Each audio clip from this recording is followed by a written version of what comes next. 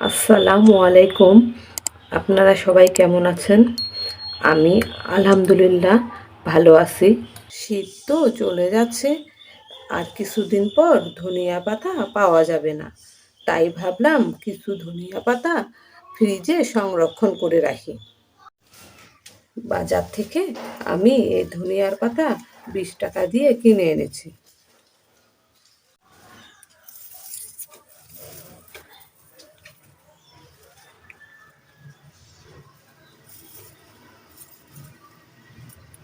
ধনিয়ার পাতাগুলো বাছে নেব।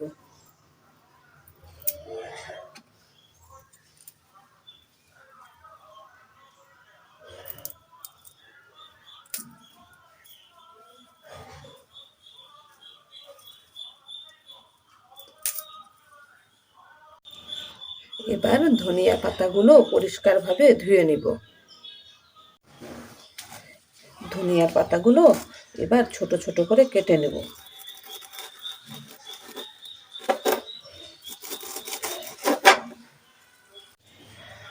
এভাবে সব ধনিয়া পাতাগুলো কেটে নেব।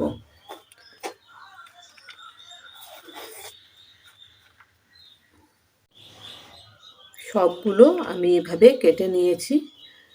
তারপর একটু শুকিয়ে নেবেন। রোদে আবার শুকাতে যাবেন না, ফ্যানের বাতাসে শুকিয়ে নেবেন। ধনিয়া পাতাগুলো আমি ফ্যানের বাতাসে শুকিয়ে নিয়েছি। এবার এগুলো সংরক্ষণ করব। আমি বক্সে রাখবো না, বক্সে রাখলে ফ্রিজে জায়গা একটু বেশি লাগে।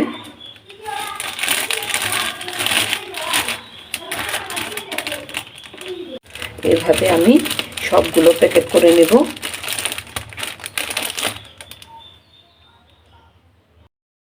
সবগুলো আমি প্যাকেট করে নিয়েছি। আমার 3টা প্যাকেট হয়েছে। তারপর এগুলো আমি ফ্রিজে ডিপে রেখে দেব। এভাবে সংরক্ষণ করলে অনেক দিন খেতে পারবেন। আল্লাহ হাফেজ, ভালো থাকবেন।